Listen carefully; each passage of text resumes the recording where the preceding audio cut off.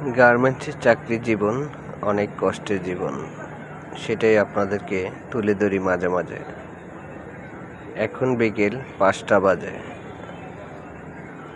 আর গার্মেন্টসের শ্রমিকদেরকে ছুটি দিয়ে দিছে।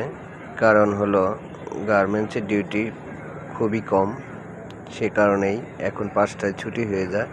সামনে দেখতেছেন হকার দাঁড়িয়ে আছে, তেলাপোকা মারার ওষুধ, ইঁদুর মারার ওষুধ, বিভিন্ন ধরনের ওষুধও সেল করতেছে। ভাইটাও আমার সামনে পড়ে গেছে।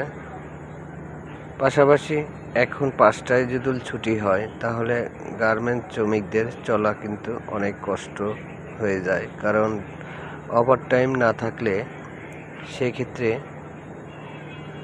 খুবই টাকা কম, কারণ যেটা বেতন সেটাই পাওয়া যায়, আর ওভারটাইম করলে টাকার হারটা বেড়ে যায়, তাই সুন্দর চলাচল করতে পারে না।